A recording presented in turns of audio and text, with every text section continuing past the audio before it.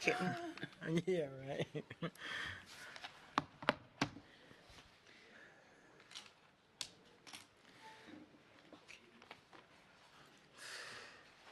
Okay, good morning.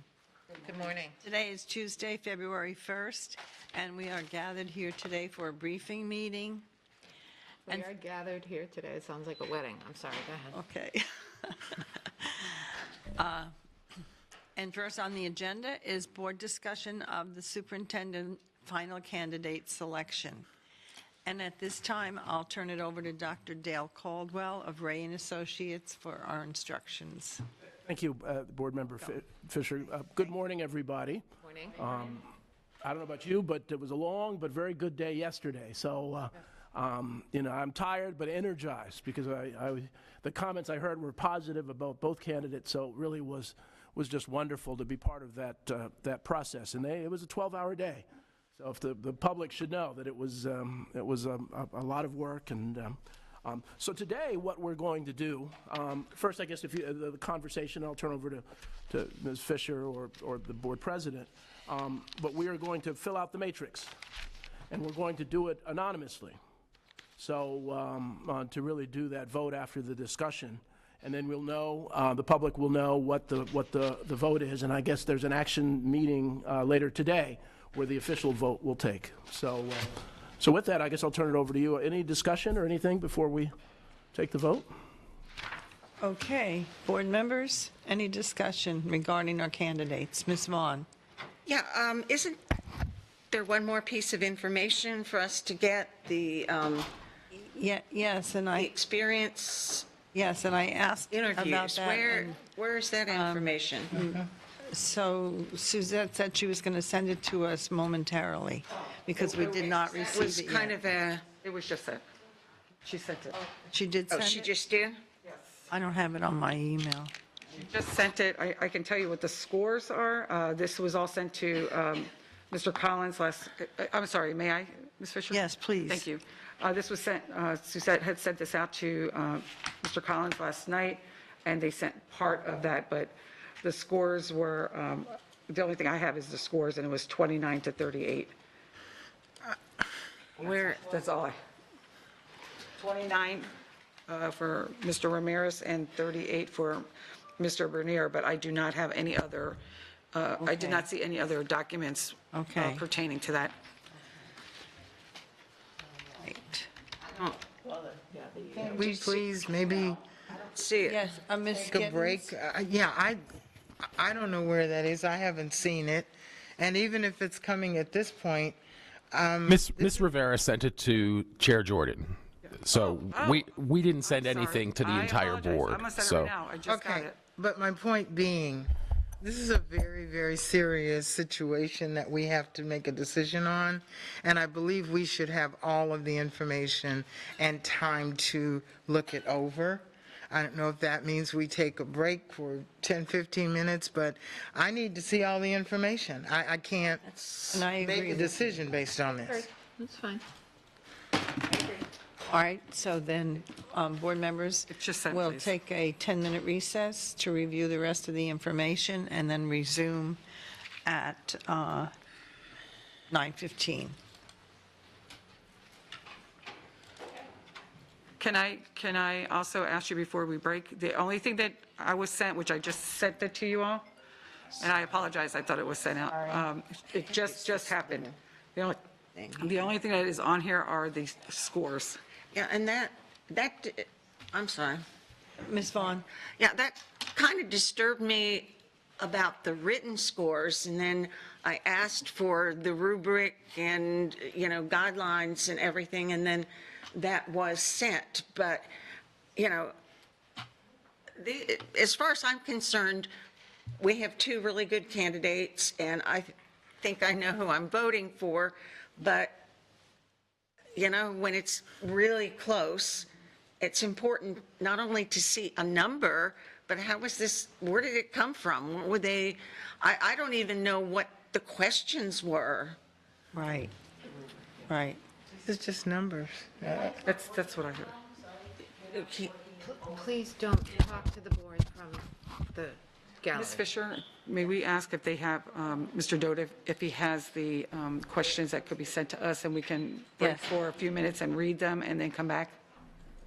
Yes. Are we on break right now? No, Well- we did not break yet. No, but we will be as soon as Mr. Doty comes back out and I ask him if he can send us the information. And since I was talking, frankly, it's a bit disturbing to me that we should be sent a number. And as I said, the same thing happened with the written without the guidelines for it or any comments or any of that thing. So But Glad we're I was happy. back there trying to get the sound turned up, so Thank you. you're welcome.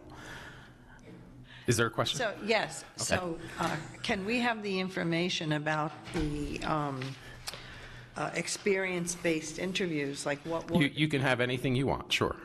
We were trying to make this as easy and as possible, but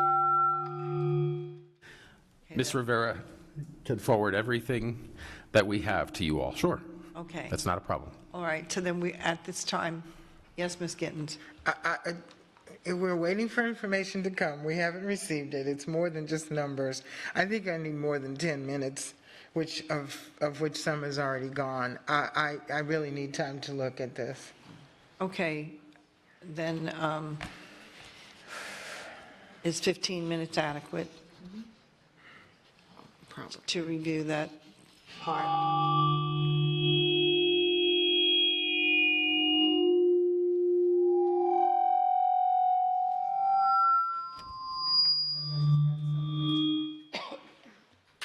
Ms. Gittens, Yes, I'm sorry.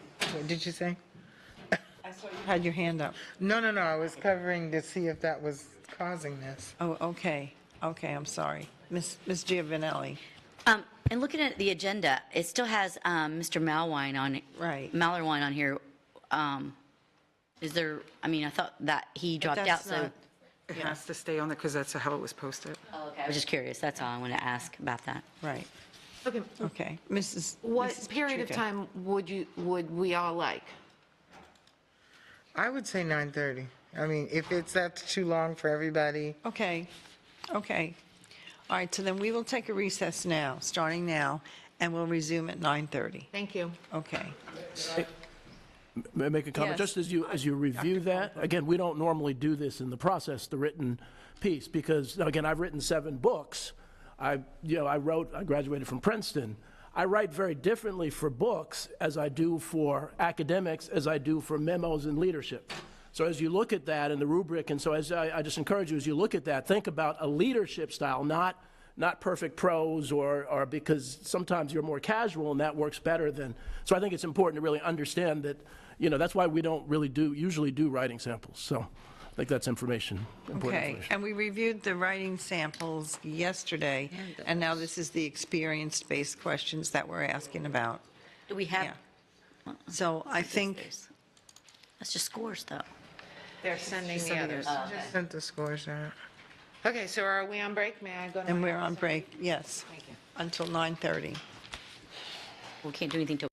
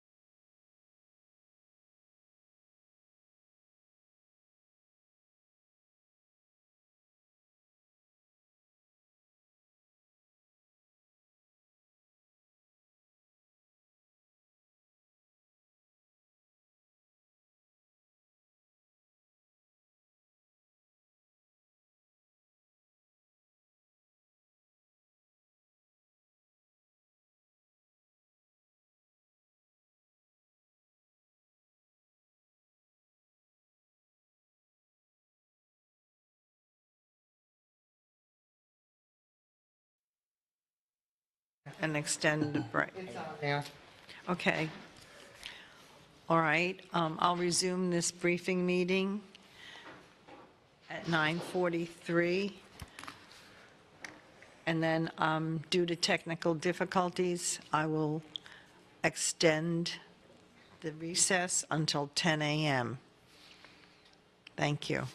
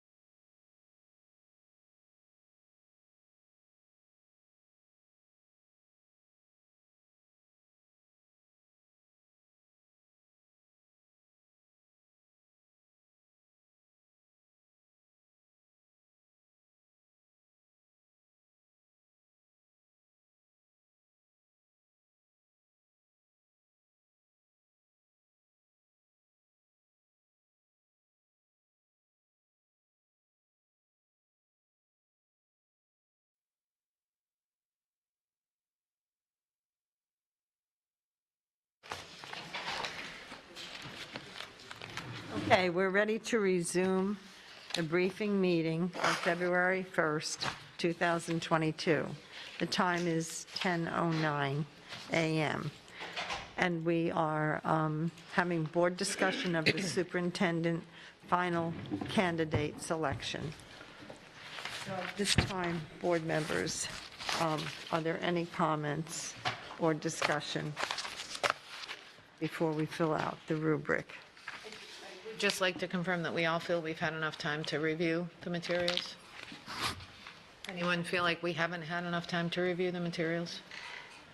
I just wanted to make sure. Yeah, and I think we just need to, I'm a super slow reader, and I feel like I got through it, so. can you text Ms. Vaughn? Okay. Yes, Lean into your mic. Lean in. okay, thank you.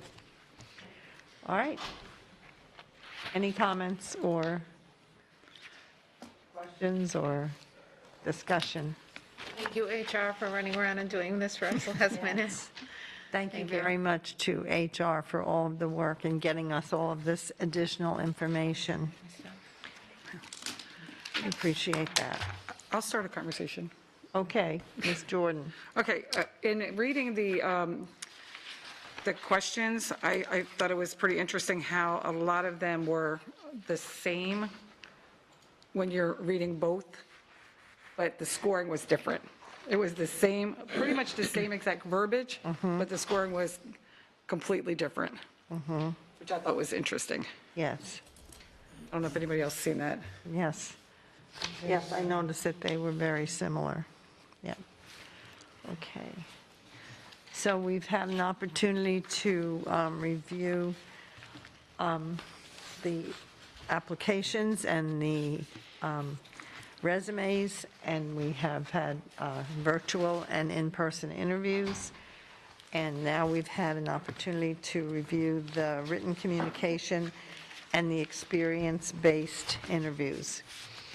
Any further comments, or shall we proceed with the rubric? Okay, Ms. Gittens. Well, I guess, considering the rubric the way it is, and there's only 2 candidates, I mean, I honestly just felt we can discuss it and then, make our vote. I don't know, what is the purpose of us having to go through the rubric again? No, I think that if we don't have discussion, then we will just anonymously complete the rubric, turn it in, and we'll have our response. Just go from there. Okay, so basically my comments are, we have 2 great candidates, and the fact that they weathered through yesterday is worth another at least 25 points somewhere on one of these rubrics, because that was grueling. And I'm sure later on we'll thank everyone that participated, that came out, that gave us feedback, and especially, the community that gave their input, because it's, this will be your superintendent as well. Someone mentioned yesterday that they learned a lot each time they met with the candidates, and that was very true. I am very observant, so on Sunday evening I was very observant of how they, moved through the room and how comfortable they were, and with mingling. And so that was part of my evaluation. Seeing, by the time we got to yesterday afternoon and those questions, it was almost redundant to me, because we had asked most of those things already. But it gave them an opportunity, now that they kind of knew more about the district, knew more about us, to answer them in a different way. But that meant because they knew more about us and about the district and the community, that yesterday afternoons could be very well, and not in a negative way, but manipulated to be what we want to hear in those answers. I think the more genuine answers are initially, when you don't know all of that. So you get a chance to really see who they are. Excuse me, the further you go in the process, the more you're answering because you've, talked to this person or seen this person or read this. I think that both of them bring good things, but I have brought up the fact about the political piece of the elected superintendent for quite a few months now. And I think we need to look at the fact that technically if we hire someone that starts July 1, by November, the community will determine how long that person is going to be here, if they run for office or not.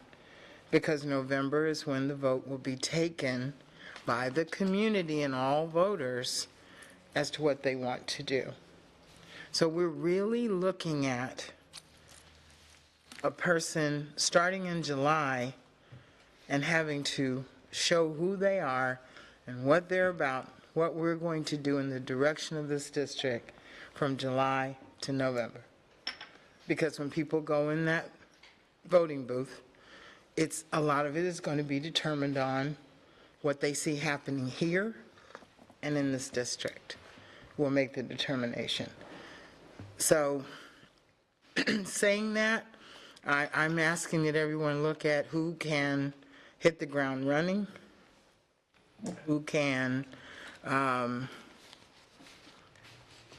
realize that we've only got 6 months to prove to the public we can do this with this new superintendent, and just to consider all of that when you're deciding. I thank you again to the community. I thank everybody involved. I appreciate it. Thank you very much. Ms. Giovanelli? Thanks. Thank you, Ms. Gittens. You couldn't have said it better.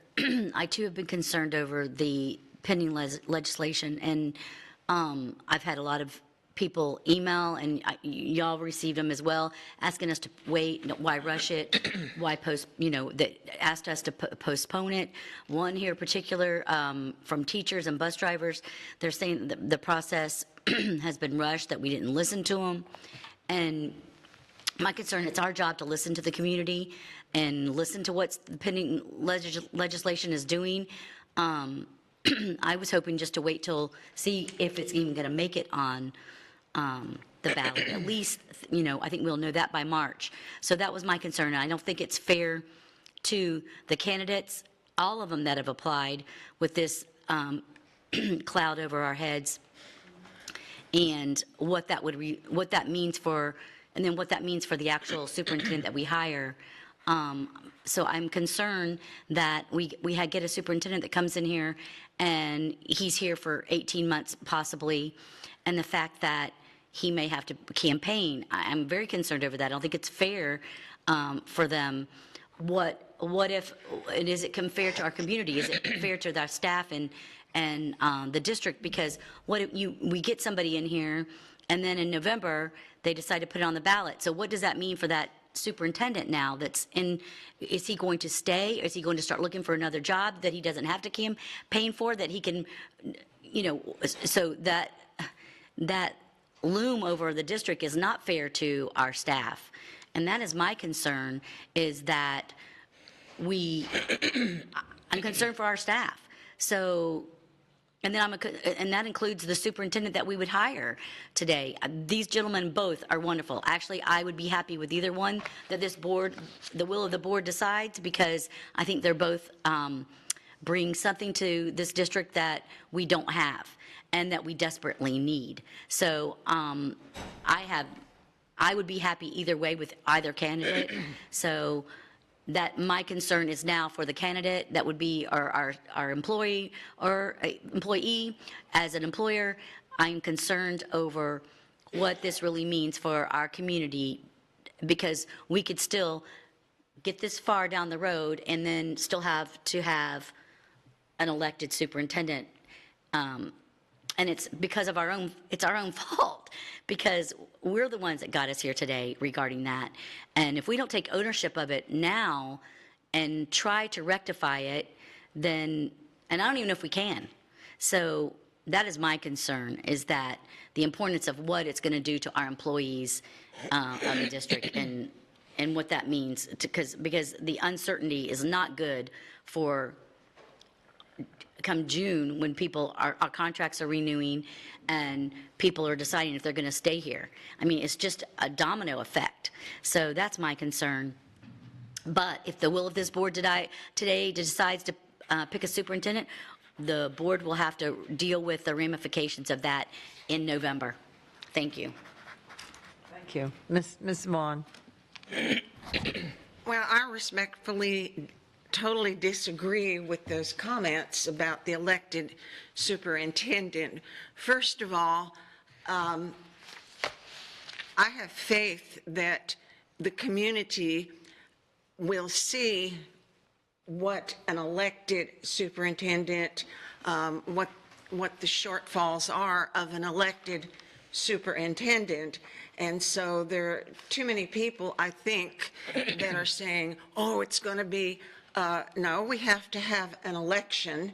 And I'm hoping that today it seems like we had consensus around the idea of having a new legislative priority, and I think it's an extremely important legislative priority of supporting an appointed superintendent. So first of all, I'm not going to worry about that particular scenario. Secondly, it's a moot point, because right now we have an interim superintendent.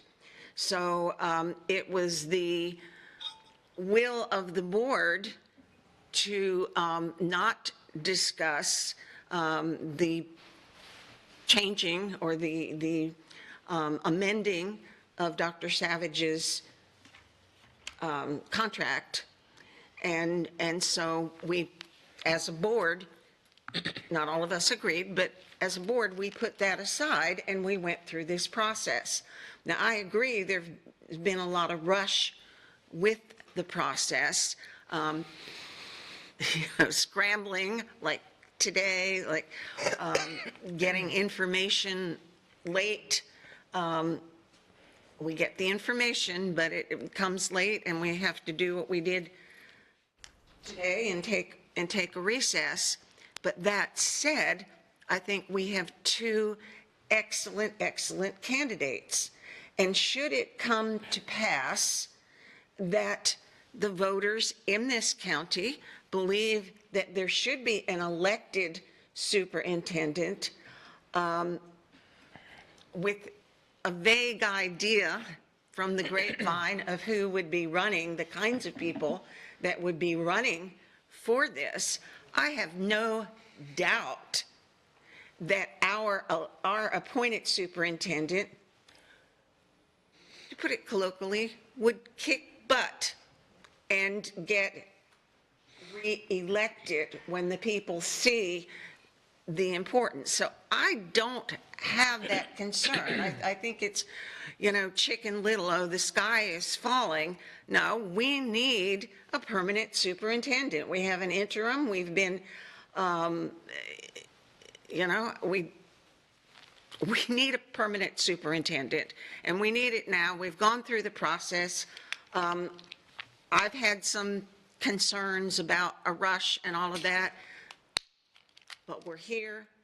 We have two excellent candidates, and I'm looking forward to moving on, making our selection, and then making sure looking at what staff has said and some of the response from staff, making sure that it's a team, and I know that both of the candidates emphasized teamwork and that sort of thing. So I just want to move on, vote, and not worry about an elected superintendent, because who we choose is going to be a whole lot better than some politician who's never been in the classroom and thinks that he or she can do better than somebody that has a lifetime career in education. So those are my comments. Thank you. Any other comments, board members? So I'm just going to add, oh, I was just going to say, ditto, Ms. Vaughn, thank you, that was well said, and thank you for that. Especially the kickback part. Love that one part, yeah, that was I was great. going to ask you to tell us how you really feel. Wow. Okay, well, thank you. Well, I was just going to add that we as a board agreed to the timeline, and we're right on target with that. Both candidates are aware about the possibility of an elected superintendent. If that does come to pass in November, the election would not be till '24, and the average tenure of a Florida superintendent is 2.5 to 3 years anyway. So as far as permanent, we had 2 superintendents that exceeded 5 years, and that was an anomaly. And hopefully we can do that again. But I think that we should stick with the process, do the rubric, make our decision, and as Ms. Vaughn said, move on. Any other comments? Okay, then I guess we'll circle our choice and hand it to. Madam Chair, Yes. is there an explanation as to, there's only 2, so is there anything else we do and they're going to tabulate it, or? Dr. Caldwell? Yes, yes. Really, 2, this is the easiest matrix you'll ever do. And so to circle the person, you'll have to, circle 1 or 2, and we'll collect those and we'll tally it up and give you the results.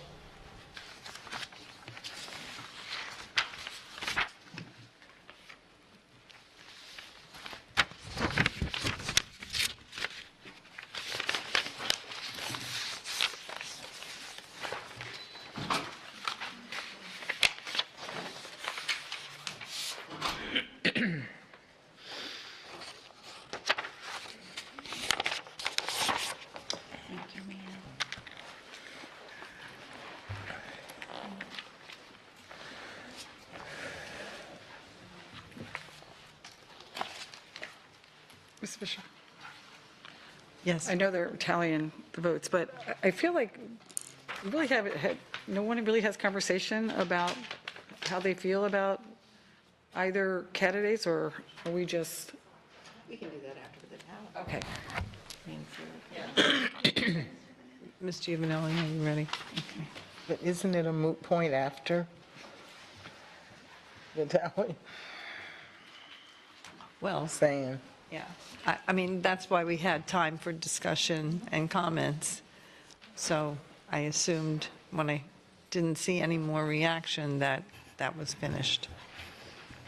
Thank you. Okay, so we'll just wait for the tally and then move on with the agenda.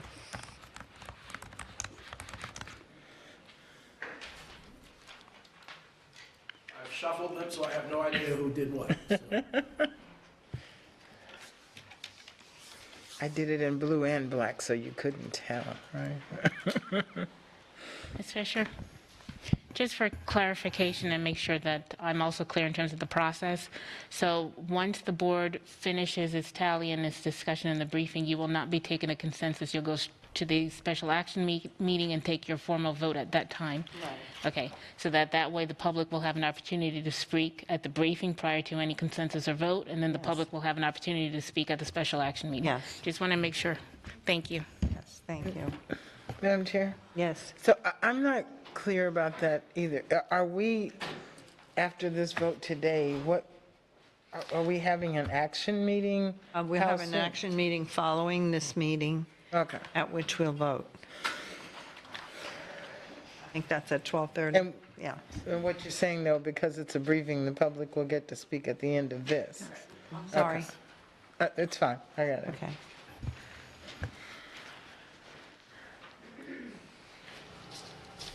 Okay, I've counted it twice. Should I make the announcement here, or Yep. is it your pleasure? Yes, please do. Okay, five votes for candidate 1, 2 votes for candidate 2. Candidate 1 is Dr. Bernier. Candidate 2 is Mr. Rivera. So, again, this is preliminary, it's not official, but this is the... Okay. And I will say that, just I would add, both candidates are aware of the political implications, all the stuff. We've talked to them. They are, obviously both very, very sharp. So they understand the challenges or potential challenges. So, but I would like to say, on behalf, and I said, I'm from the New Jersey district. This district put on hospitality like I've never seen. You should be very proud of what you've done in the central office, what you've done as a board, what you've done as principals, what you've done as parents, what you've done as the foundation and others. Seriously, and I don't say this in everyone, it really was, hospitality is clearly one of your sweet spots here. So you should, quietly applaud yourself. So it's, and the candidates both said that to me as well. So I congratulate you, this is a good process. That makes Ms. Vaughn wicked happy. That was bad. We are in the South, just saying. May I answer? I'm from Jersey, so maybe that's right. I'm a Jersey girl too, and We did not have filet mignon. we're different. in some of those, in some of those things. The first time when my children who were raised in Texas, we went up to New Jersey and were at, I don't know, a restaurant or some snack bar, and they asked for something politely, and the person said, pointed at it. My girls were like, what? They were a little shocked about New York City and New Jersey. It's just Different. Yes, it is. So then, Dr. Caldwell, will you be contacting the Well, candidates? I'll do it as soon as your official vote. This is preliminary, so, Right. As soon as the Okay. official, again, this is public, and so, but I don't want to jump the gun, and people can change their mind. Okay, if need be. thank you. Okay. And just for clarification, it's not even a vote. This is not a vote. This is the matrix where you are just kind of saying where you're falling right now. But you can have additional discussions about the candidates. You have an opportunity to say what you liked, what, you didn't like, or whatever discussion you want. And then again, you will have another opportunity at the special action meeting when the formal motion is made to have additional discussion. Okay. That being said, we'll move on in the agenda to discussion regarding modification to the legislative priorities to include the board position on an elected superintendent. And so at this time, we'll open the floor for discussion regarding that, and I will begin with Mrs. Patrica. Thank you. So you all received the memo that I sent with the tiny little updates. I don't think I need to go through all the facts with you, but I think it's a pretty compelling case. I can't pull up the memo right now, unfortunately, because my internet is off. So let me try to find it.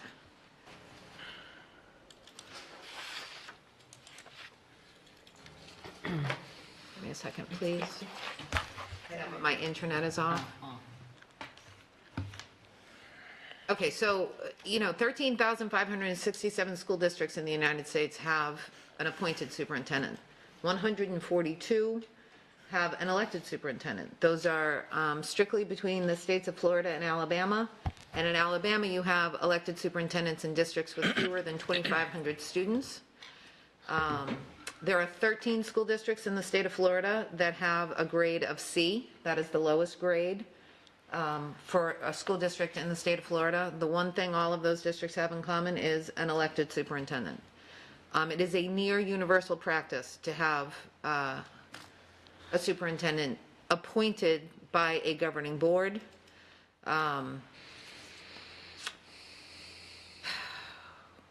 We don't, when you look at good business practices, we don't ask the CEOs of private corporations to run for office. They are appointed by governing boards. This is a $2 billion organization, one of the largest transportation networks in the entire country.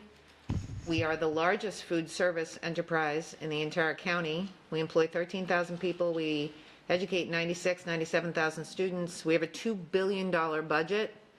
And I believe that while our superintendent certainly has to have political acumen, not just inside the district, but in the community, we do not want a politician running our school district. So for those reasons, at this afternoon's meeting, and others, I would like to make a motion to amend our legislative platform to include a board position against the notion or the process of an elected superintendent. And to go along with that, I would suggest that we turn this memo into a letter to our local delegation. And I'm comfortable with it being signed by the chair on behalf of everybody, or everybody can put their name on it. I don't really care about that. In addition, a press release. And the final thing that I didn't put in my email that I would suggest would be a speaker circuit similar to the half-penny sales tax, where we get out and really educate the public. I will tell you, the business community is very, very, very much against this. And with the exception of some of our constituents who are very, very politically astute and politically involved, I have yet to speak to anybody that thinks this is a good idea. And to speak to Ms. Vaughn's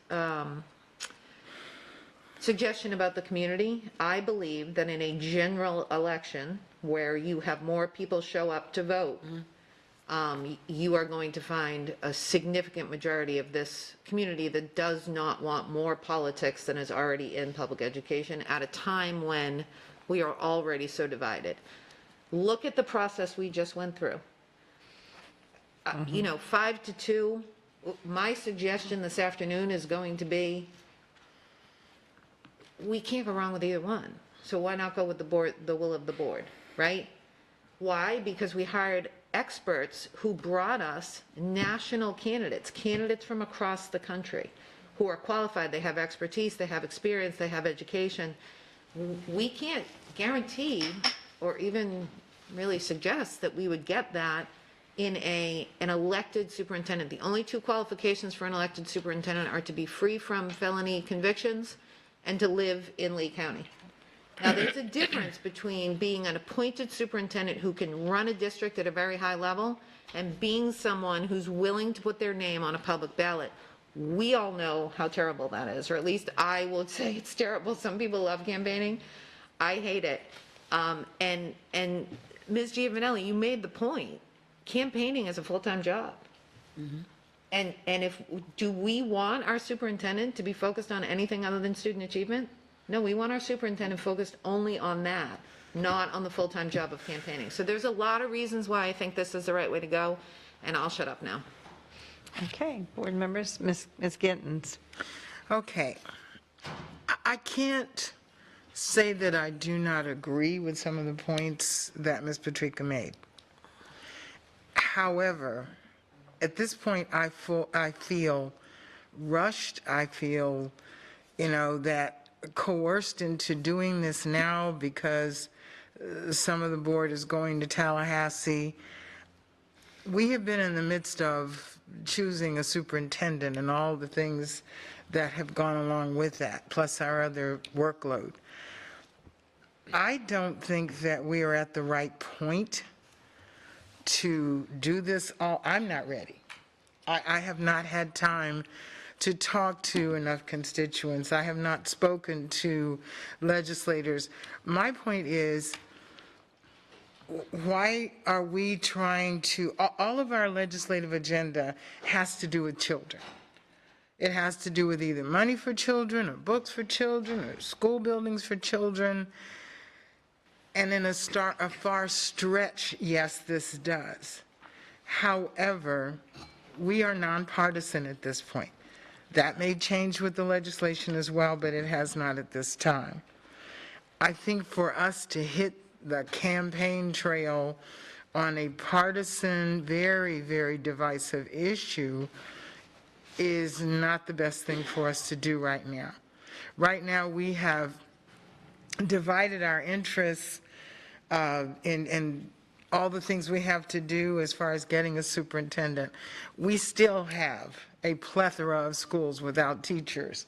We still have a plethora of bus drivers missing. We still have people leaving.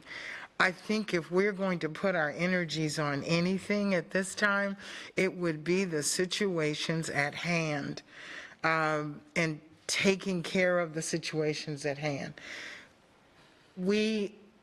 I don't know, I just feel that we haven't done our due diligence to find out enough about it.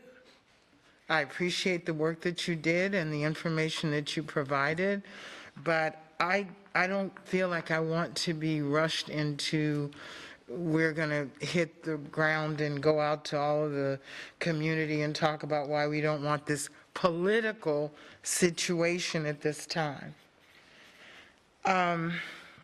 And for that reason, I would like to ask that it be tabled until we do hear what is the rationale from the politicians. If you guys are going, those of you going to Tallahassee, find out and come back with all of the details as to why are they really asking this? What does the community feel? Because the bottom line is, we don't make that decision. The voters do. The voters are going to make the decision whether this goes through or it doesn't go through. So I'm not prepared at this time to rush through this and to make a hard vote decision and sign my name to a letter and take it all over the place.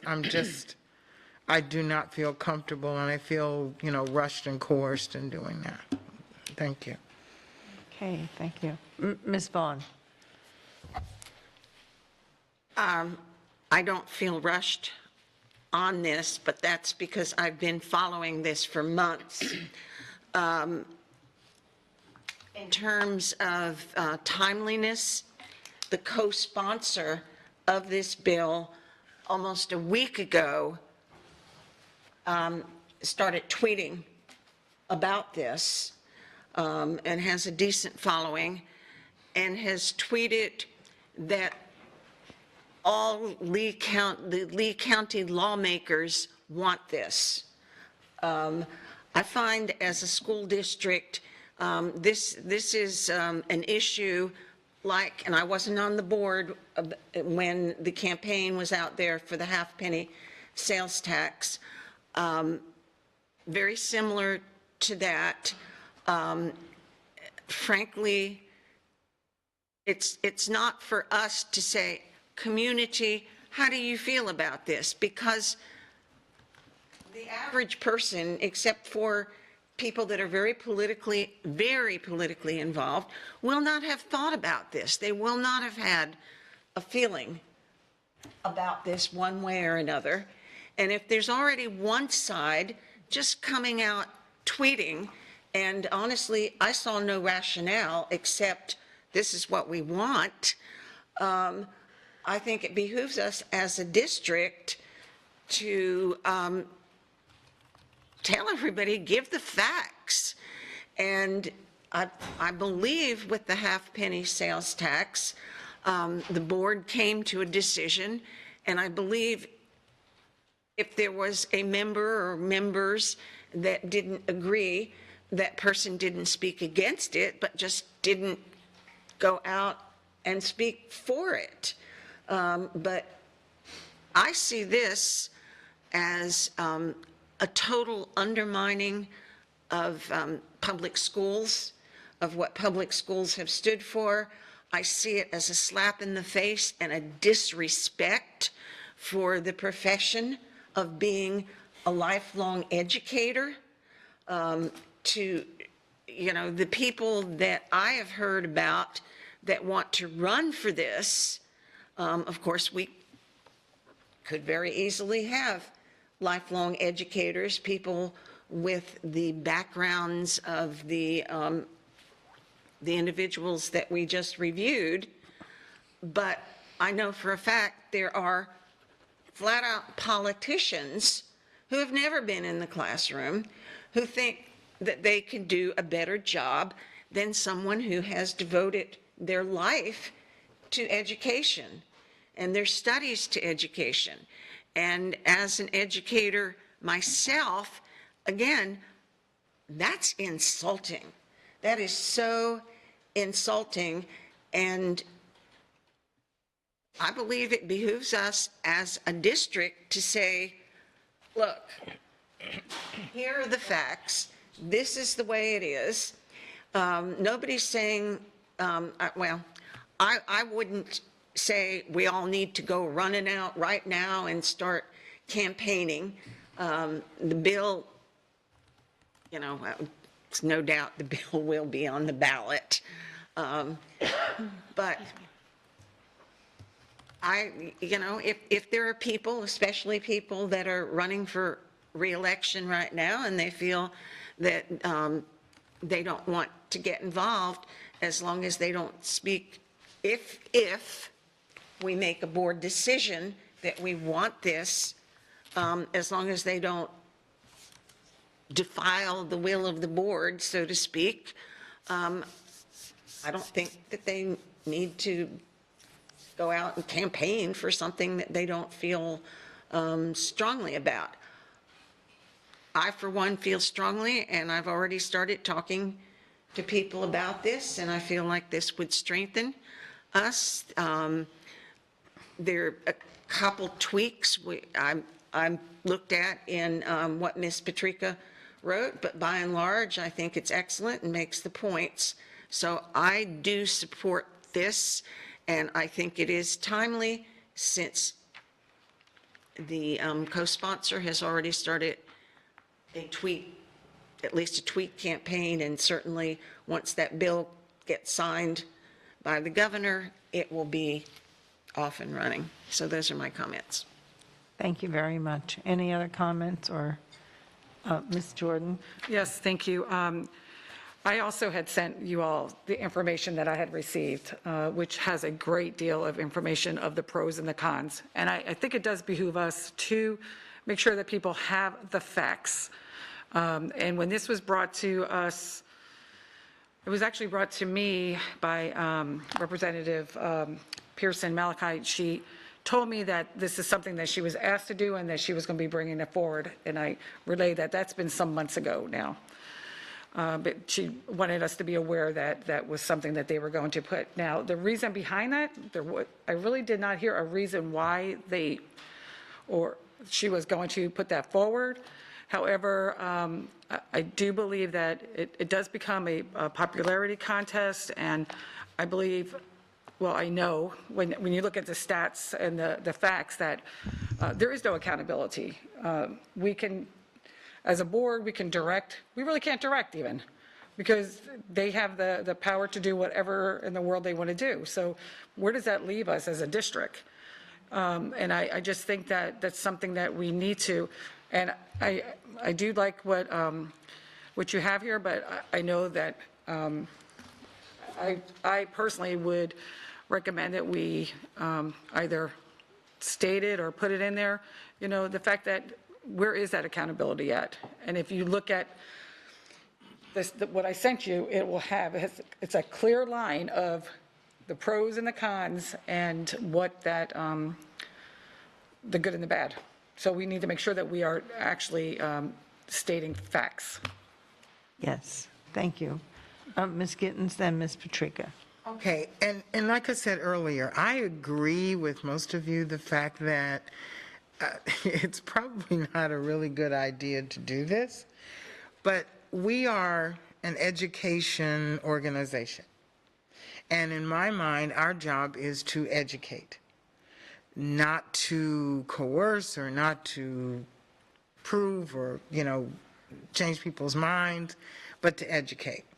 So why can't we look at this as an education piece and saying, you know, if we put your letter out there, if we put the information you had from FSBA, and have a spot on the website to show these are the facts We're not trying to convince you one way or the other, but I've gotten several emails and comments and stuff from people that really don't understand what Ms. Patrica was saying, that anybody that has, 2 qualifications can be superintendent.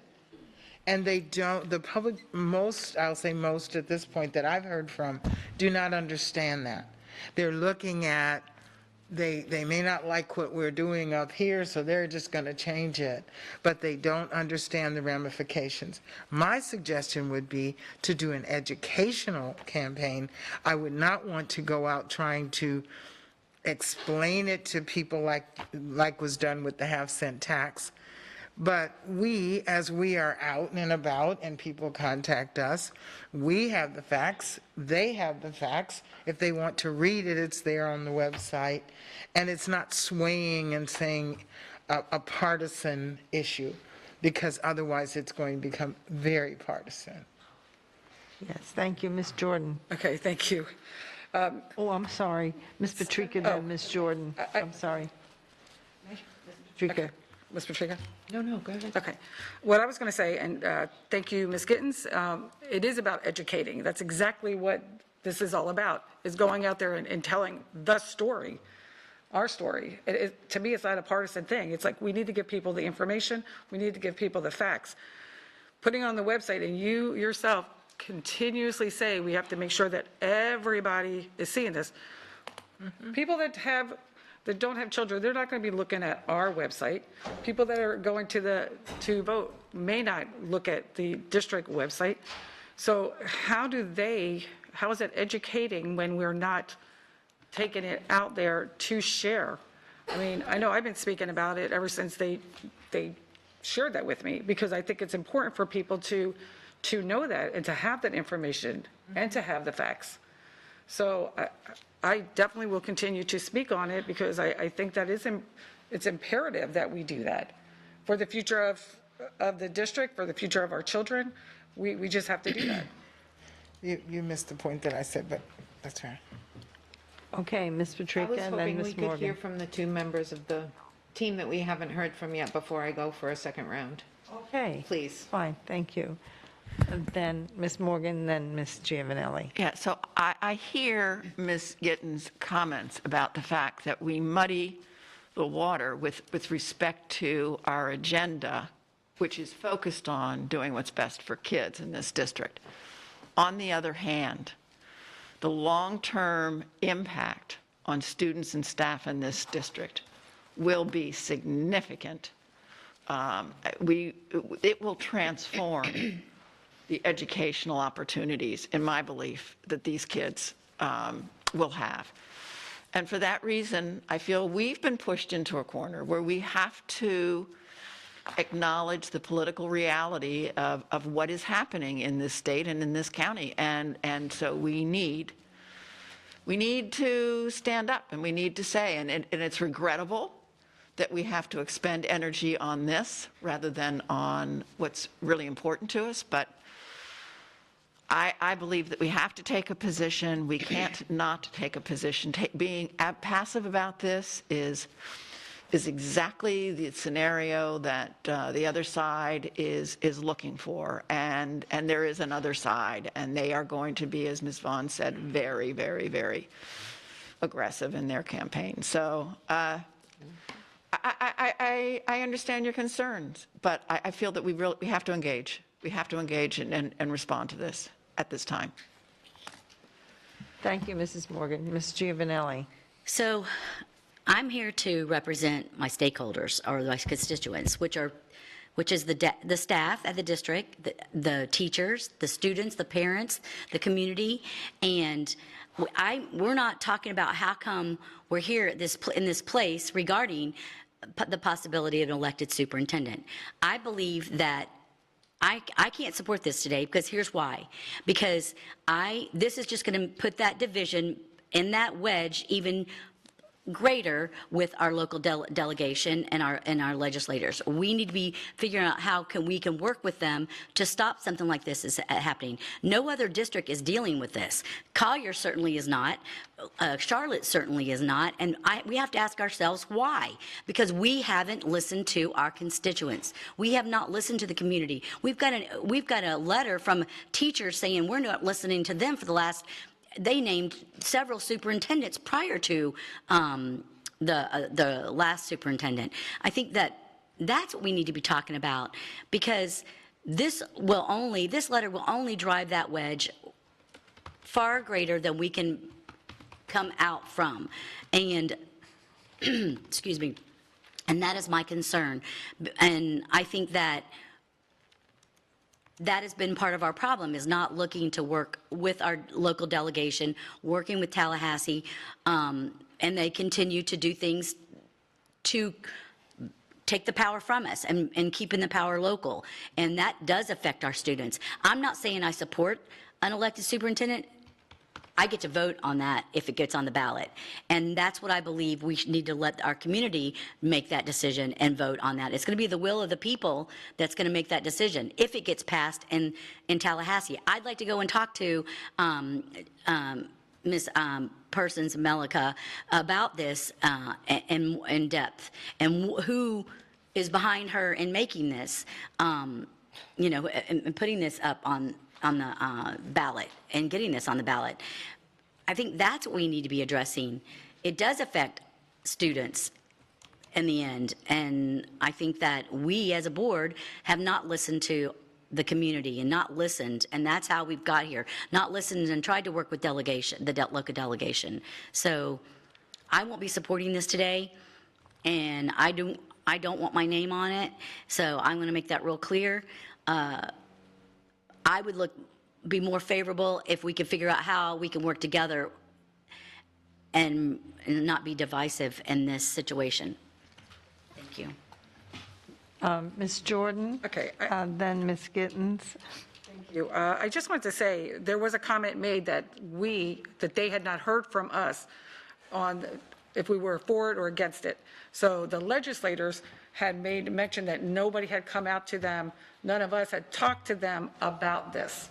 So they were expecting us to speak to them about it, which I know I have talked to them about it, but that comment has come out that we have not, they've not heard from us at all. So I know for a fact that I have, and if Ms. Giovanelli has, that comment is still out there that they have not heard from us as a board. I just wanted to say that. And then when we're saying listening to the community, we have to listen to all the community, not just a part of the community. Everybody has a voice, regardless of what party they are. And to me, that just drives me crazy, because it should never be about the parties. It should be about the children and everything that we do in this district. And we need to get away from all that.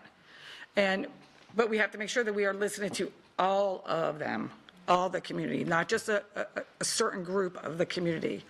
And then there was one other, I can't remember now. But I just want to state that I know that they have heard from us, but the statements out there is that they have not. So we have to do something for them to know that, yes, we hear you, this is our comments, we are concerned. Thank you. Ms. Gittens? The purpose of us being here this morning is basically to decide who's going to be the next superintendent in this district, correct? So why wouldn't we want to get the perspective of that person that will have to weather the storm that we set up if we get into this battle? I think, I'm sorry? Sorry, no. Sorry. If we start something at this point, and by this evening or tomorrow, we have a new superintendent that has been named, I know they won't start until July 1st, well, if that's what the contract says. However, that will pretty much be in the midst of the heat of the whole election process. So if we have enough faith in the person that we are trying to hire, I think that it would, just be respectful to get some type of a comment once we have made that decision to find out their thoughts on it. Not that they're telling us what to do, but just to get some other perspective. They will be sitting in that seat when all of this hits the fan. And it's just a thought. And Ms. Jordan, to your comment, what I was saying is that we all are individual elected servants of the community, and we all have the responsibility to educate everyone that we come in contact with, not just, individual ones of us, but that's our responsibility. Thank you. And Ms. Giovanelli, then Ms. Vaughn. Do you want to do your second round now? No, go ahead. Ms. Gittens just brought up something that just registered in my head, contract. So in the superintendent contract, and this is actually for the board attorney, I would be concerned that there would be verbiage in there regarding this pending legislation, or do we, we'll have to have a signed contract before July, and that would be before, if it gets on the ballot, and then before a vote. So I don't want to be in a position where we have to pay out, a 5-year contract. I'll exaggerate somewhat, but a 5-year contract when it possibly could be only a 2-year contract, or 22 months, or 18 months, whatever. So I just want to keep that in mind, and I don't know if we need to have a conversation about that, and at what point do we do that, but, obviously we wouldn't want to be paying for 2 superintendents at the same time, so, and I don't know how all that works, but the logistics of that, but I just want to bring that up. And thank you for bringing that, Ms. Giovanelli. I actually have thought about that a little bit. There's going to have to be some type of contractual terms that is unique to this particular situation, given the pending legislation. So I have that in the back of my mind. Okay, thank you. That's all I had. Thank you. Thank you, Ms. Vaughn. 2 things. First, I believe that all of us who serve on this board are dedicated to our system of free public education. Okay, how can I put that? All right. My dedication to the constituents who elected me is to preserve free public education in the best way possible, and to serve our students in the best way possible. And of course, that translates to serving our community. Okay, so that's how I feel about serving the constituents.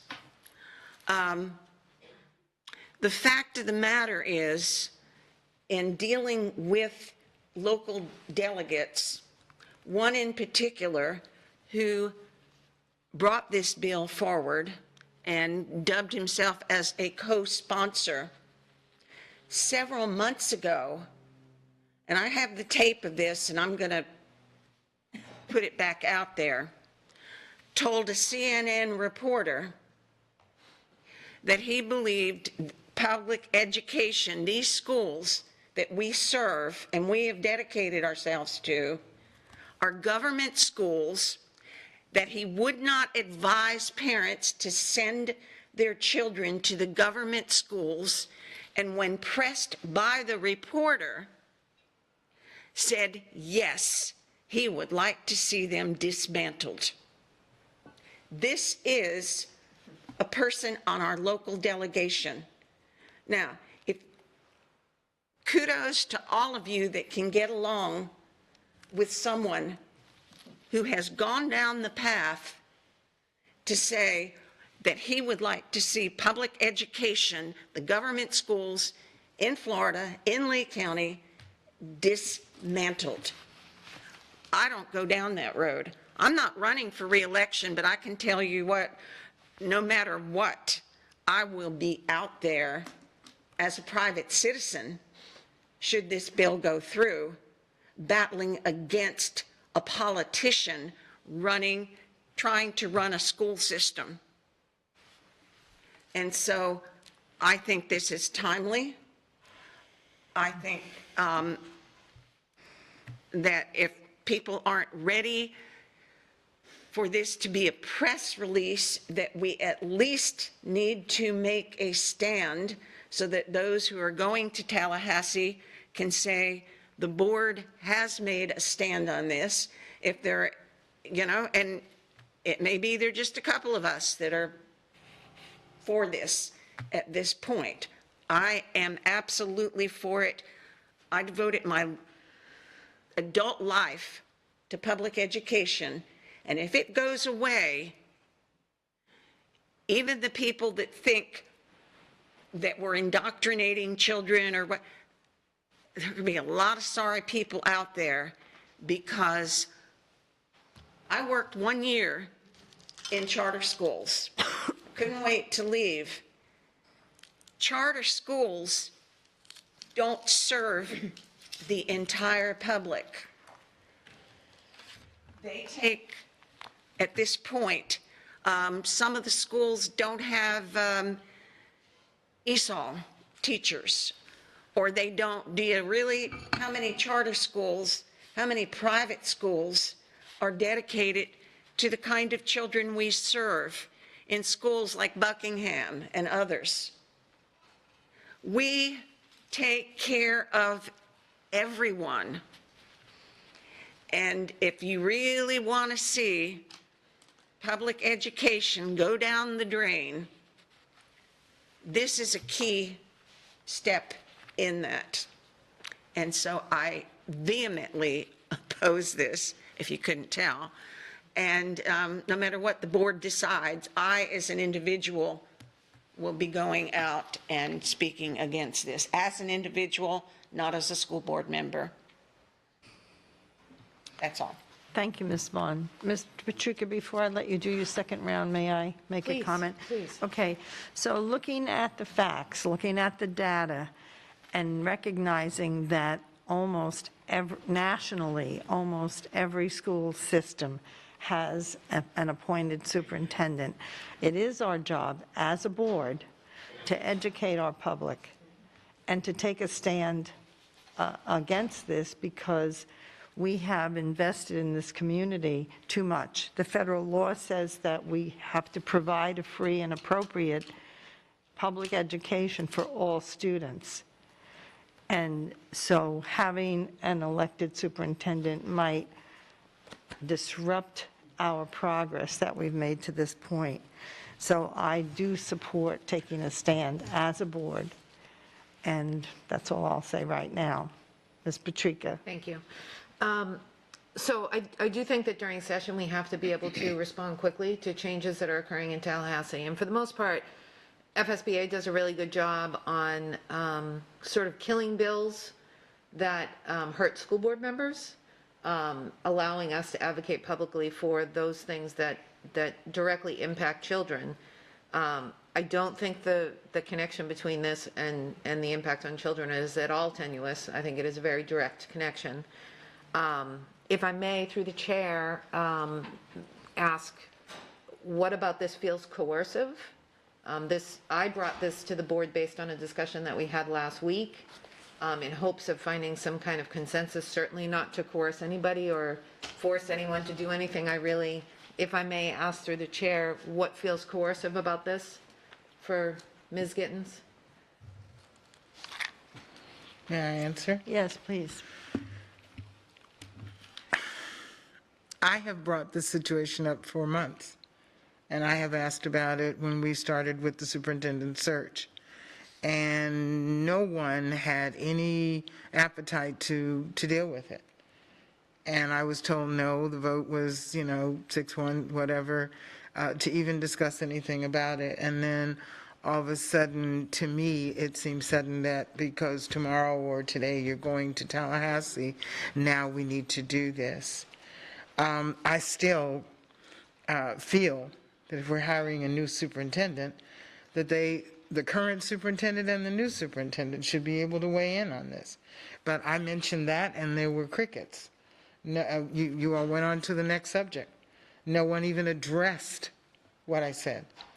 So I brought it up over and over again. Now it's an issue for everybody, and we want to, jump into it.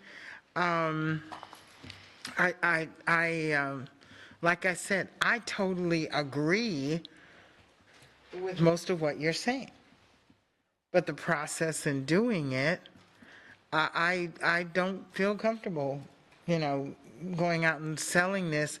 I talk to people all the time. I'm in different meetings. I have a meeting tomorrow, and it will be discussed. It's on my notes to talk about it, but in a generic way that, do you understand that doing this means this and doing this means that? I do not want to feel like we are trying to force people to do anything. I still think there is a fine line. I know, Ms. Jordan, I see your hand going up, but there's a fine line in educating and, telling people, if you don't do this, this is going to be really terrible. It may be terrible, but it's not our part or our job, I feel, to make up their minds for them. It's to give them the tools. I understand that I have said many times, just having it on website is not enough, and I understand that. So I'm out talking to people. I'm online all the time talking to people. All during the day and every day, I am informing people in different methods. So I feel, as an elected official to the constituents that I represent and anybody else that will listen to me, I'm willing to talk to them about it. And I have said that it's, this or the other. I don't know if right now I'm ready to put on the armor and pick up the sword and go to battle. I just don't know that I'm ready for that. Okay, so the coercion piece of it is us talking the public into it, as opposed to you as an individual feeling coerced today? Because that was how I took your original comment. Oh, and by the way, I was going to respond to the new superintendent input into I have that on my list of things to respond to. I didn't ignore you. Well, I do intend to okay, talk well, about no one else did, and no one said anything else about it, so we just went on, and so I don't know if anyone agrees with the fact of what I'm saying or not. I just feel it's a vital thing that we've got. Technically, in the next 24 hours, we have 2 superintendents and 2 qualified, educated, experienced individuals. And why not have them weigh in on what they think and their experience and what they want to, they have to deal with it. We always talk about the superintendent being in the community, and the current one is going to have to weather the storm in the community if we go out and do this. And the one coming after him is going to have to weather the storm. So are we, as their employer, going to say, just suck it up, this is what you have to go champion? Or do we listen to their perspective? That's all I'm saying. I still have more comments. Ms. if that's Patrica, okay. go ahead. Thank you. So the legislature can no longer claim that they haven't heard from us, because that's something I've heard out there. The legislature is saying, if we take a position as a board, then it's clear they've heard from us. Somebody yesterday, an iconic business leader in this community, I'm not going to say his name, but last night we were talking about this, and he said, this is your campaign slogan. If you think your politicians are doing a good job, make the superintendent an elected position. I thought that was hysterical. Nobody else thinks it's as funny as I do, but I mean, no one thinks they're, what's Congress's approval rating? Like -12 or something? Just for those who are running for reelection, getting out there on an issue like this gives you more exposure. I mean, you're out there in front of groups of people talking, and that does give you more exposure. We were elected to represent our stakeholders, and part of that is the gathering of information and facts and the forming of opinions and sharing those opinions with the public. Part of that is exercising our professional expertise at this table. I don't expect the public to know the nuances, the facts, the minutia of what goes into my decision-making. I have to make a decision and go out in the public and help them understand it. Why are we here? That's a really good question. Why are we here? I believe that this is politics over professionalism. I believe this is a campaign year for the governor, bless you. And I believe that nationally, not just here in Florida, not just here in Lee County, but nationally, our state and federal politicians are capitalizing on this pandemic and the negativity, the negative impact on our communities, specifically in education, to further their own political agendas. So why are we here? I believe that is why we are here. I believe that's why this issue will be placed in front of voters. Contracts have to be in compliance with state law, so I don't even know that we need to necessarily, mention an elected superintendent. They have to be in compliance with state law. If we vote as a community for an elected superintendent, then any term in that contract would no longer be legal according to state law, but that's a discussion we can have down the road. In terms of taking a side and advocating for a position, I recall clearly that the law does not allow the school board to do that for an issue that's going to be on the ballot. So when we went out and we talked about the half-penny sales tax, not once did I say vote yes. I never said vote yes. But it was clear where I stood, and it was clear where the board stood on the issue. So it's not about advocating for a position, but it is about taking a position as a board and as this governance team to be able to confidently go out in the public and not have to stand in front of Rotary and say, I'm one of 7, but say, the school board of Lee County has decided that this is not what's best for children, and these are the reasons why. And then in terms of the timing, I don't think that we can stop our decision-making because we have a new superintendent coming in. I don't think that we can wait on this or on any expenditure or any other item that comes in front of the board for a decision. And really, even with a superintendent, this is the kind of a decision a board makes. This is more of a political decision, one that I would expect that we direct the superintendent in terms of please provide us with the resources, the staff resources necessary to put together a presentation so we can go out to the public.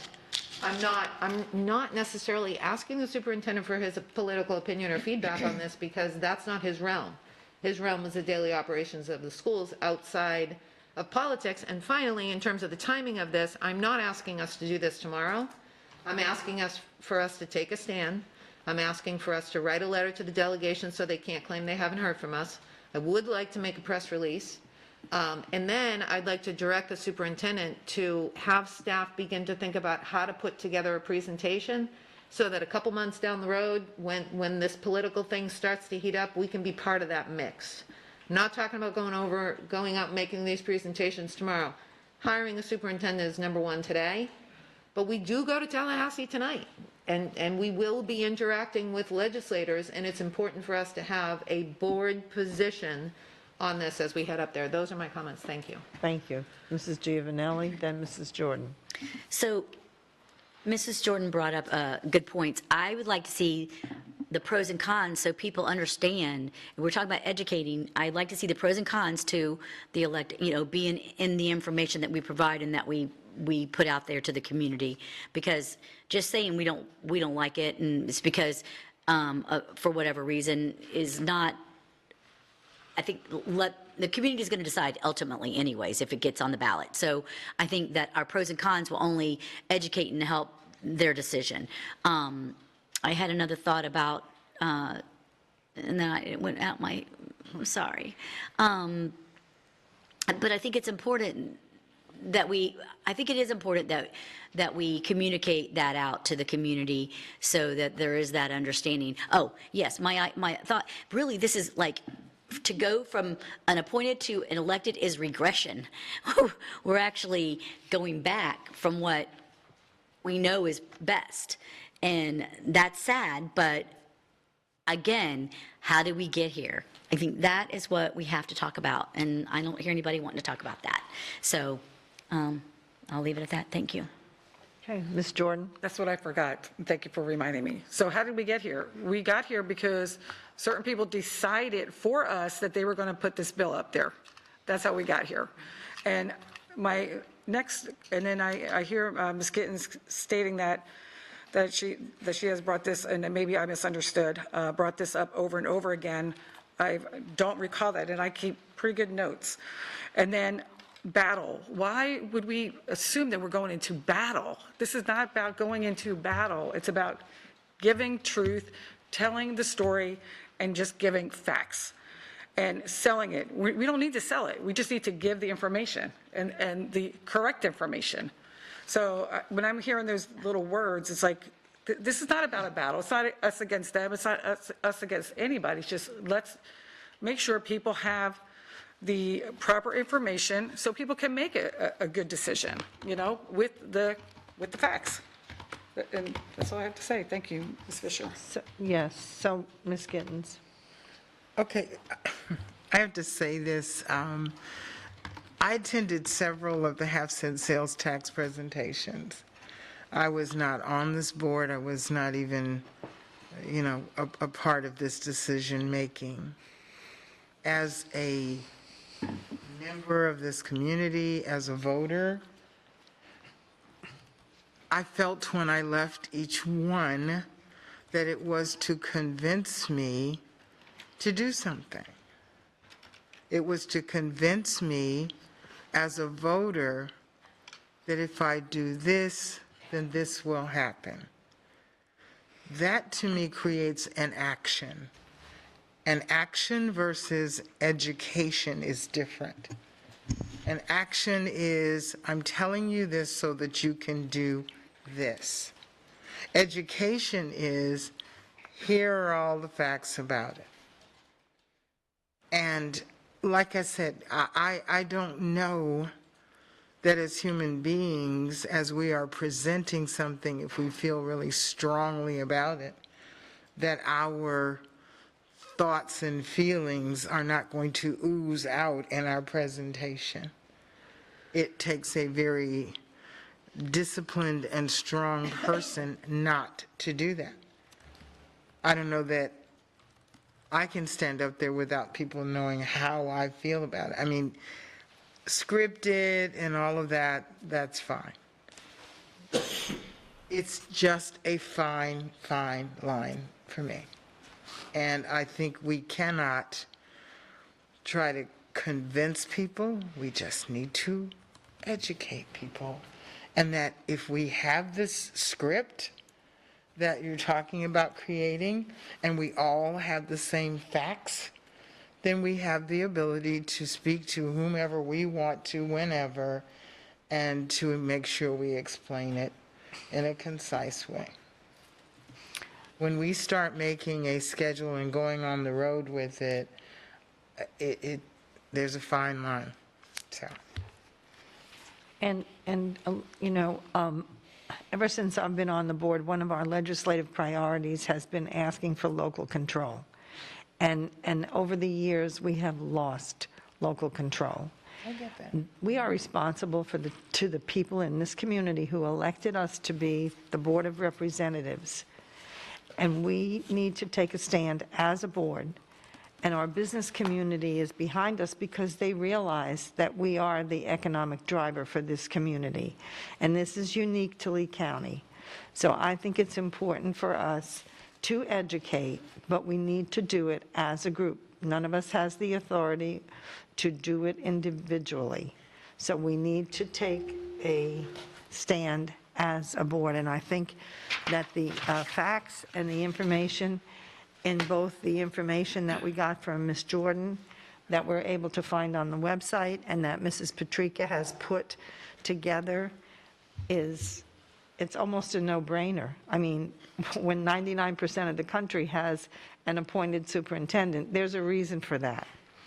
So I think that we don't need to get lost in the fact that we're trying to convince anybody how to vote, but we're just presenting the facts to make people aware because they may not be thinking of it in that way on a daily basis.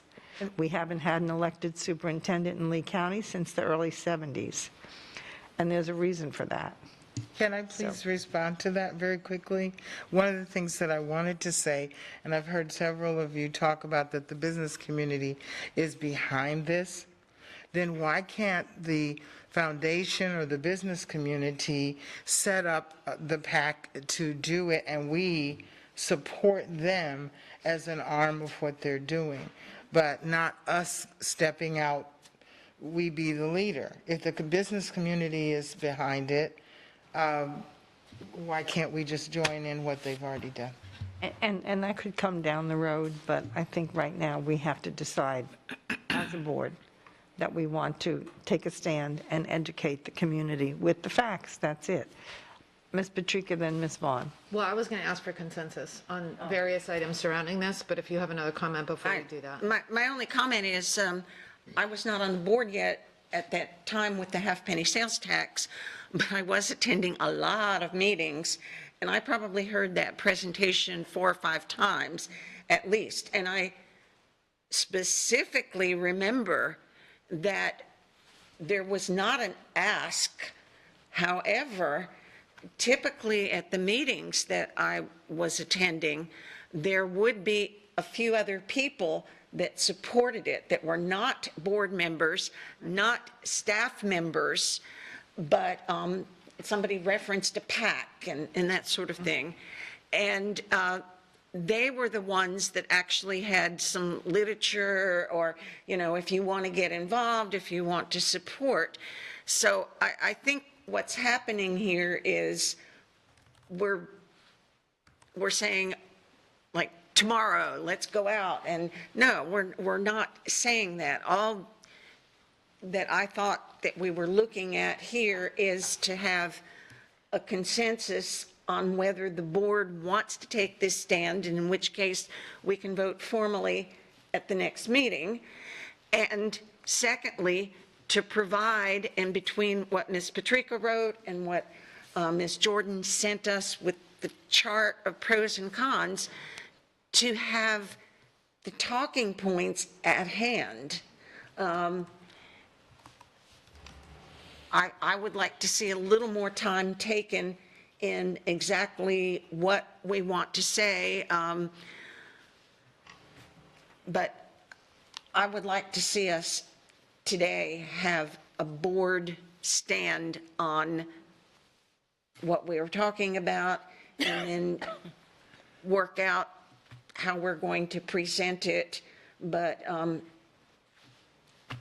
I don't know if I have a faulty memory. I never remember anybody saying you have to vote for this, but there might have been other people with board members with additional literature, or even it may have been a club or an organization that I was attending that was already favorable to the idea. So that's my comment on Ms. that. Patrica. Okay, so can we get board consensus for me to make a motion at 12:30 to amend the legislative platform to include the Lee County School Board's position against an elected superintendent? Okay, at this time, those in favor, Ms. Patrica, Ms. Morgan. I'm going to say aye.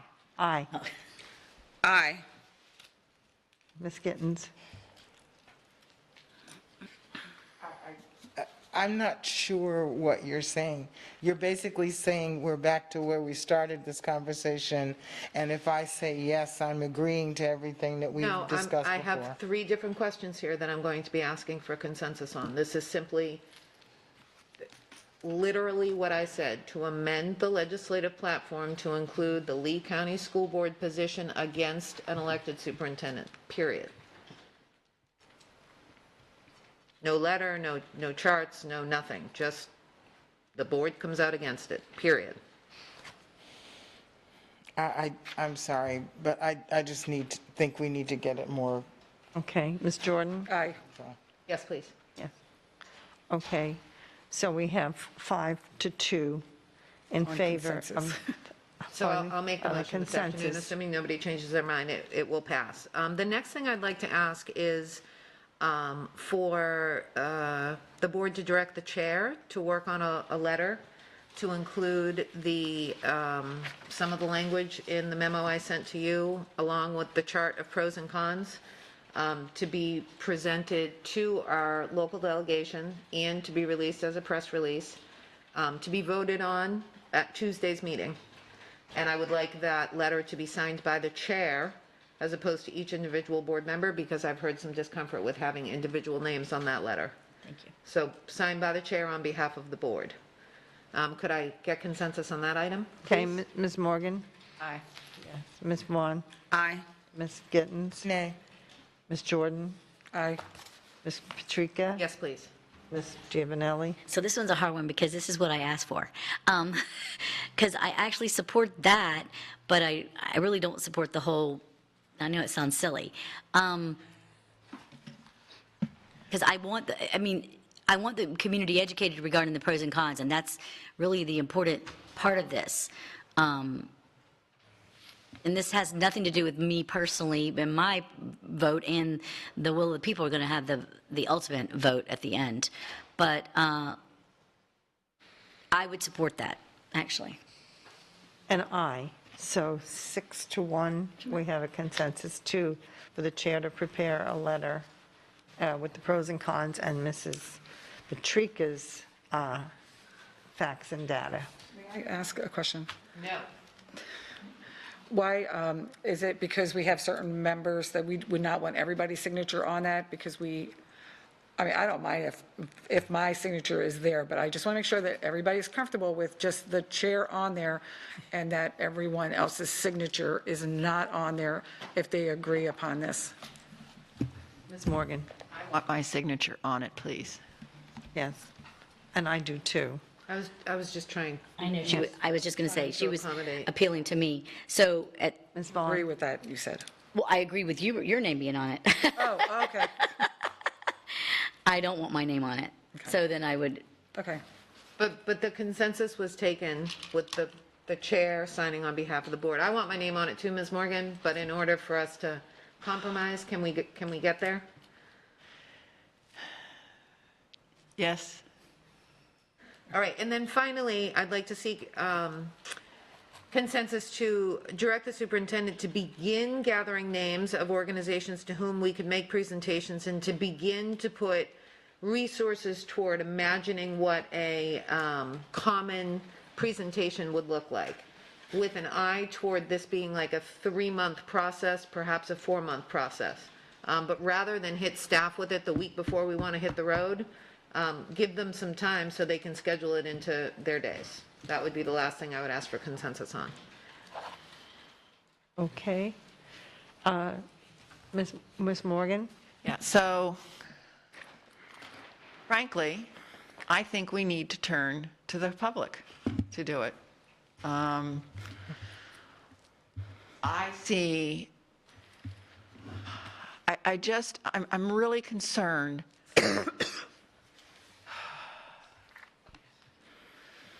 about embroiling staff in the process. I'm not ready to go there yet. I would like to know more about how the public sees them playing a part in this, specifically the foundation, which stood down on the sales tax in a public way. I think I need to feel out more about I just need to think more about how we're going to do this. And I don't think we have to do that today. I think we can put that off for a week or so and just, I'd like to ruminate on it. Okay. Then I saw a lot of head shaking on that, so I'll remove that for now. Okay, fine. Ms. Gittens?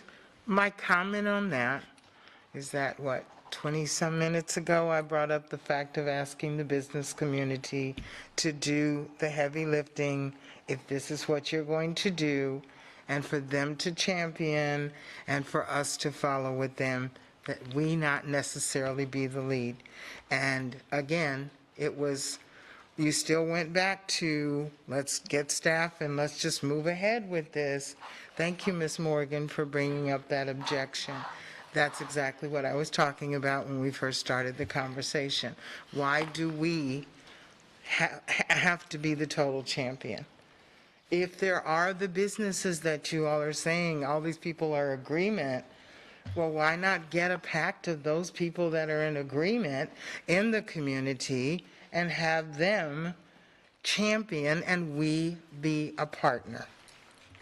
Ms. Vaughn? My answer to Ms. Giddens would be, because we are the Board of Trustees.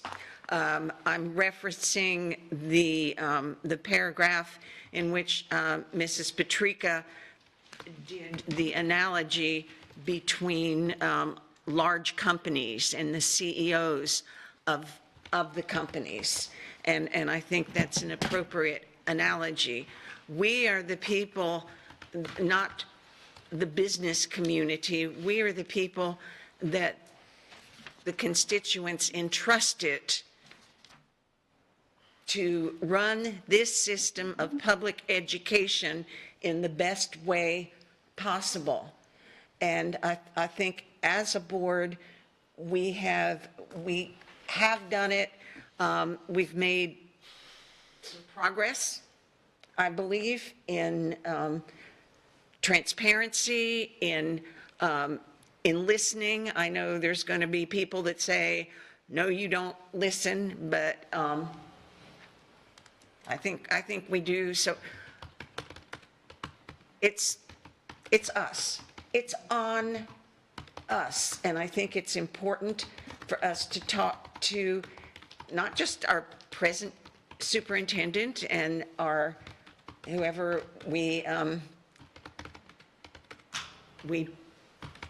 make official tonight, but maybe, or today, but maybe even talk to some retired superintendents and other people and see how many of them think, what they think. And to me, they would be excellent people to join in on it, possibly, especially retirees, people that don't have a dog in the fight, so to speak, right? That, from there. So it falls on us as the Board of Trustees. It's not, let's us partner with the business community. Let's have members of the public that feel strongly the way I and some of the other board members feel about maintaining a system of free public education and having the strongest person possible that we can direct to do the business of our free public education. I think that's the appropriate way to go. And I agree that it has to be, the other two things, I vehemently, very adamantly rather support it. I think this next thing, we need to take our time on it.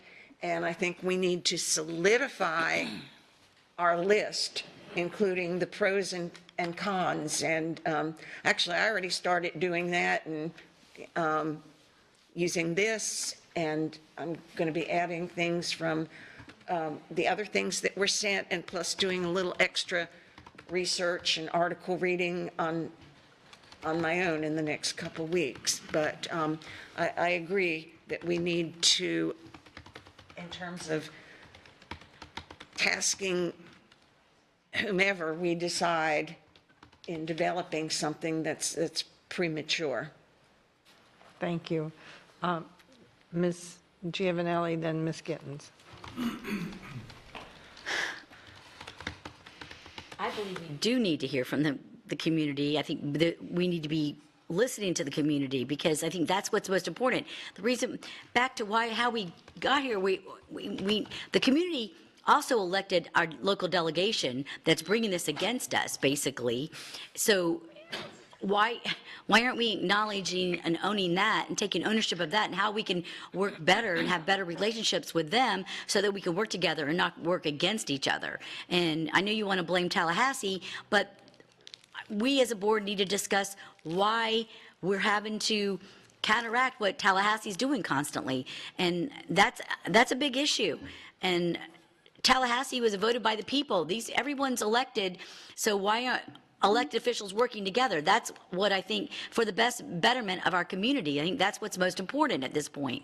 But we have to include the community in this process. We do not exclude it just because we're voted in, because I think this is really important. What about a survey? Getting input on where people stand and educating people that way. I don't know. I mean, I'm just trying to think of ways that we involve the community, hear from the community, and give opportunity to make these decisions based on community efforts, as well as a business community. I agree that we need to hear from them and people that want to champion that and come out. I personally would like the same voice to be, once, if this is voted by the board, obviously the will of the board, I would like the talking points, because I think it's important that the message is the same. Whether how I vote in the end is not as important as speaking one from the board. I think that's really, and I'm willing to do that, because it is, we are a board and we work as one. So I'm wholeheartedly going to do that. So regardless of my opinion on this, but I just really want to address how we got here and how, and stop that. I want to work with our local delegation. I want to work with Tallahassee for the betterment of our students. Thank you. Thank you. Ms. Patrica So, and Ms. Gittens. could we ask the chair that's not here if she could have a draft of the letter to the board by Friday, so that we can provide feedback to the board attorney? Because we can't respond to her, so we need a central depository for comments. That's correct, that's fine. Okay, so we can respond to the board attorney so that the letter will be prepared and ready to be voted on Tuesday. Okay, and We just imposed a deadline on you. Okay. Madam Chair, of Friday. Okay. If you could have something put together for us to review by Friday, we will get. Friday. Huh? This Friday? Well, it's pretty much written for you. And then we will get our comments to the board attorney by Monday, so that we will have something prepared to be voted on at Tuesday's meeting. Are you cool with that? Even if you're not? If you could please send that to me, somebody, Miss Michelle, or the Well, request. so what, my understanding, Ms. Patrica, just make sure that I understand, is for Ms. Jordan to take the draft that you've already provided and to create a final, or as close to possible, a final draft on behalf of the board, so then that can come before the board on next action meeting for a vote. Right. That was the first one that we spoke about, okay. The deadline is the only thing that was added. And this is in line with the process that you now have with your process document. However, I would like a consensus to make sure that everybody's on board. I would have, Madam Chair, the comment that I was going to make had to do before you moved on, and that's all right. I'll make a comment at the end. go ahead, Ms. Gittens. That's please. okay. Okay, consensus for Ms. Jordan to have a draft letter on Friday, so that we can vote on it next action meeting next week. Ms. Morgan, yeah, Ms. Vaughn, Yes. Ms. Gittens, I will live with it. Ms. Jordan, I'm going to live with it. I will do it. Yes, please. and, Yes. okay. So that is a unanimous consensus. Thank you, Madam Chair. Ms. Gittens. I really, and I just need to say this, sometimes when we are moving on to consensus and votes and all that, I think that it's only equitable to listen to everyone's comments before we do that. Just a statement that I would like to make. Kind of on the heels of what Ms. Giovanelli was saying, how we got here. And to me, the word is credibility. And we are saying to the public that does not feel that we're always credible, to not make the change that they feel they want to make because we're not credible, and we're going to them and saying, oh no, just let us keep doing what we're doing. I say that because I think somewhere in this letter, we need to take onus as to how we got here. And to be able to say, it may not have been, we may not have done everything that you wanted us to do. However, the opposite of having someone that may not be qualified, et cetera, et cetera, et cetera. But we need to take some onus in how this started. Because to me, in my mind, it was started because people are not happy with the decisions, the direction, or whatever of the board. And that's just fact. Otherwise, we wouldn't be here.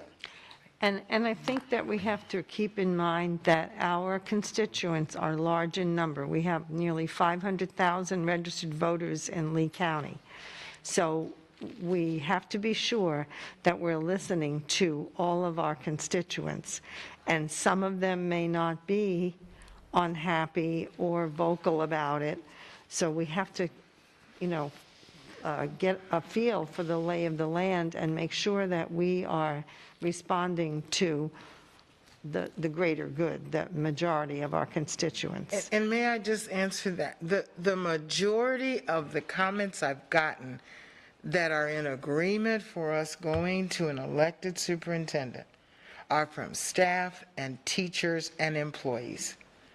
And if you want to see them, I can send them to you. I would like to see Okay, but the them. point is, Yeah. come on, guys.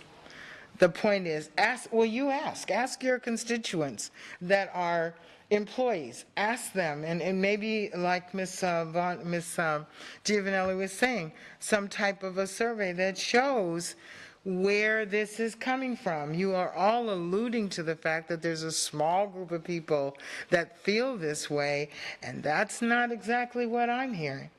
There are a lot of people, staff, that are feeling the same way. It is not a small faction. So, anyway. It's our own fault. Thank you. Any other comments or questions? Okay.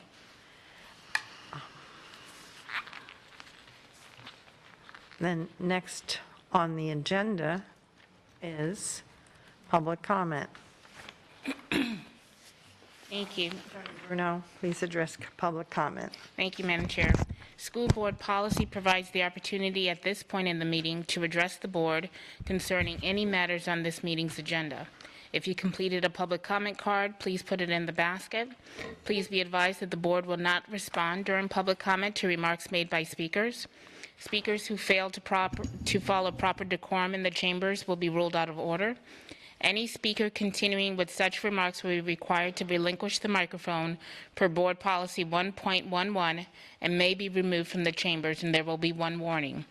Per Board Policy 1.11, the time per speaker is 3 minutes. You will find a countdown on the big screen in the front of the room. Once your time has elapsed, the microphone will automatically shut off.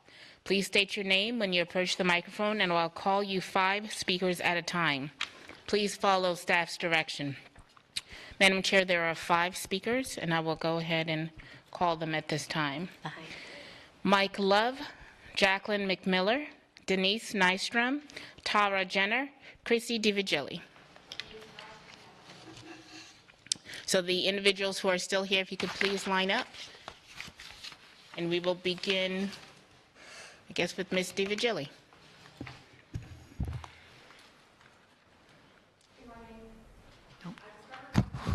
I can't hear you. Mike, we need.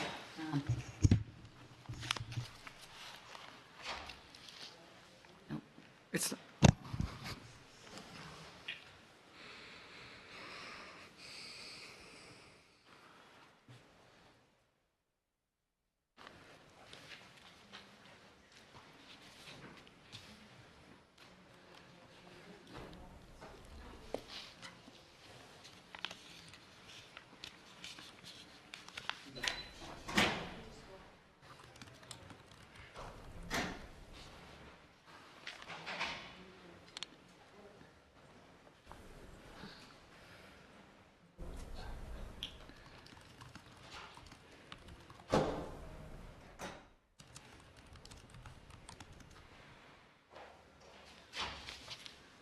This is a shame.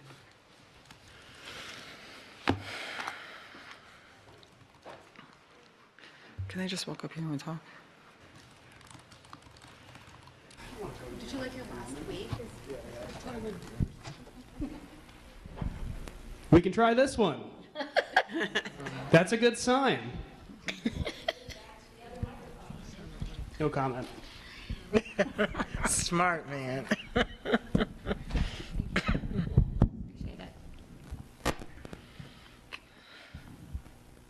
Okay, Christine DiVigili.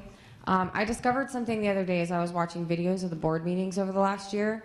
What I noticed is that I personally have said in public comment some variation of "what a coincidence" at least 4 separate times in the last 12 months.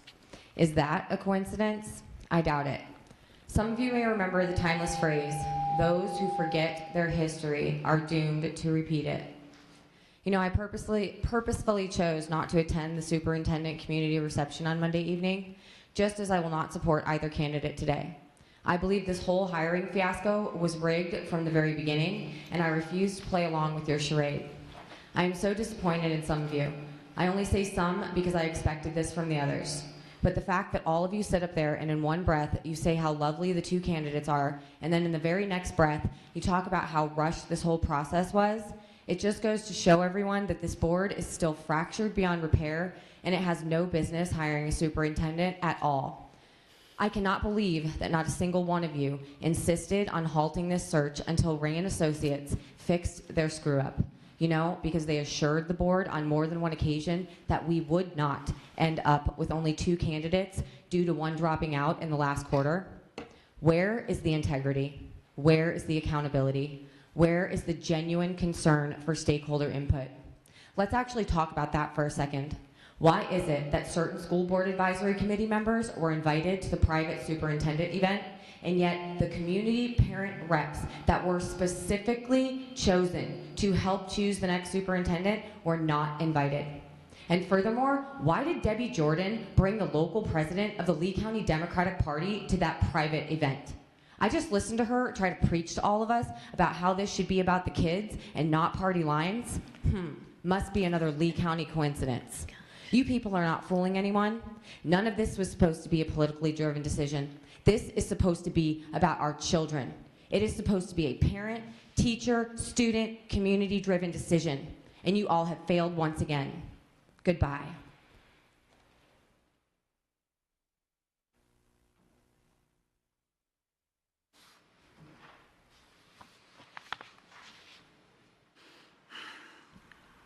Tara Jenner. Since there are only 2 of us that are speaking, I would like to ask the board for indulgence through your policy to allow me a little bit of extended time.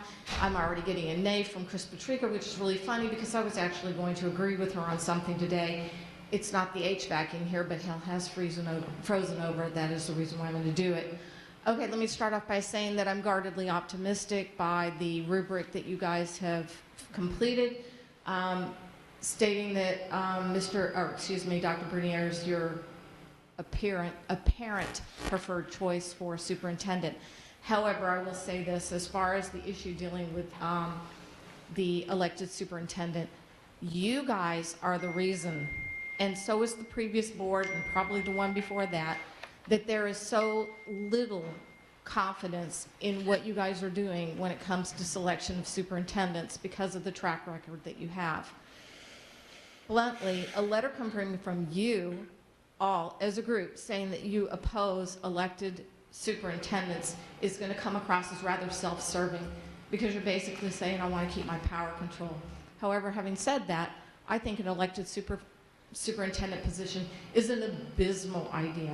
First off, let me just confidently say that asking the current superintendent or the potential future superintendent his stance on whether or not they think that they could run effectively in that capacity is irrelevant, because when that person is gone, you're going to be up with an elected superintendent scenario from there on out. It's not just this one time, it's forever and ever.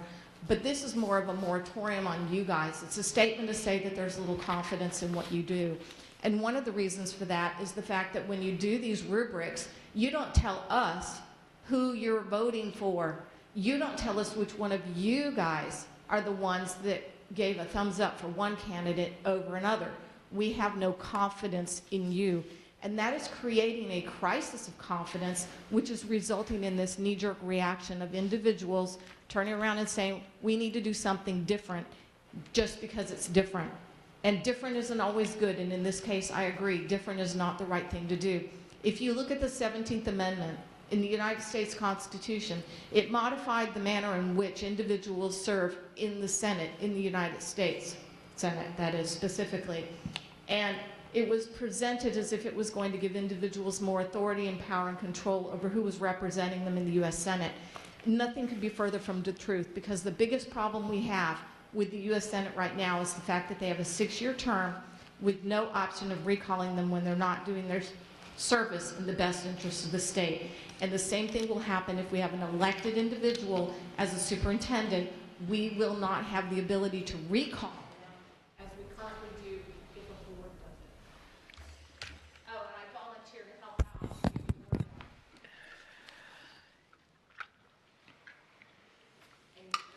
out. Public comment. Thank you very much for your comments, Ms. Jenner. Okay. Now, board member comments. Ms. Giovanelli. I'm hungry. Okay. None, thank you. Trika. I would just like to ask my colleagues to please put off their comments until the action meeting so that we can all go get coffee before our 12:30 meeting, or food, whatever your pleasure. Jordan. I just have one comment, and that was just a correction. I did not invite anyone to come to the events.